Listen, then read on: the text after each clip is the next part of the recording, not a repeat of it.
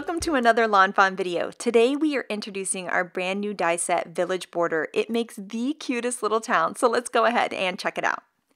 So here you can see that cute little village, but it also has a little treetop, and those little rectangles there, those are for adding glow behind the windows of the houses.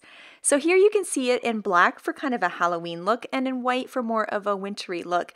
And I'm adding some little orange treetops there for the fall leaves, which I think is just so cute. Now, if you want to add that glow behind the houses, what I like to do is I take my tape runner and run it all along the backs of those houses. Then I've used the rectangle die in the set to cut some sticky note cardstock, which is a nice light yellow, and I'm going to layer those behind all of the openings of the village border. And it is so cool when you finish it. It's got this spooky kind of Halloween glow that I absolutely love. Now next, I thought it would be fun to make kind of a springy or summery village. So I cut my village out of some white cardstock, and I'm just using my Copic markers here to color in all of the houses in rainbow order. I'm not doing any shading or anything, it's just super quick but so cute.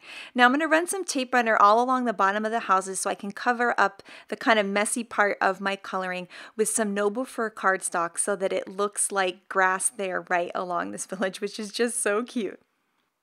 Next up, I'm going to add a little adhesive there to the back of those tree trunks and add some cilantro light green treetops to them. And then I've cut out a bunch of those little rectangles in white, and I'm going to color in these rectangles in different shades of brown and a really light blue. Because this time, instead of having the glow behind the houses, I'm going to have windows indoors. So I'm just layering those right behind where there's kind of the doors and where there's the windows, and it ends up looking so cute. I just love it so much. And then here you can see how I've done kind of 4 different styles of villages. So we've got kind of a Halloween spooky village, a spring or summery village, a snowy village, and a fall village. So just depending on what colors you use, you can get so many different looks out of this. So I thought it would be fun to create a card with that rainbow village. So I'm trimmed down some Watercolor Wishes cardstock there for my sky, and then I'm trimming down this little village border to be 5.5 inches wide. I'm going to add a wider piece of green cardstock because I wanted that to be able to put a sentiment there.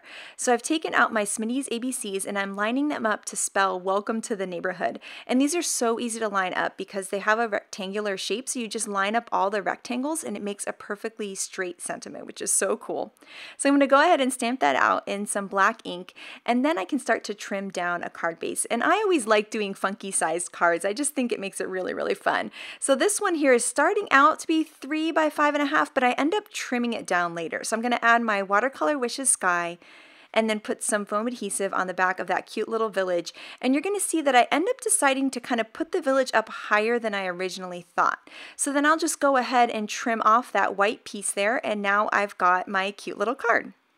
So I started looking at this card and I didn't really like that really bold green. So I decided to cut another piece of Watercolor Wishes paper out of the green color and stamp that same sentiment right on there. And I'm just going to layer it right on top, and no one's going to ever know that I ended up changing my mind.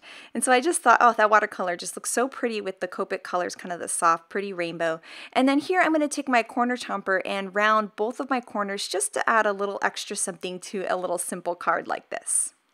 And now I can't wait to give this card to our new neighbors.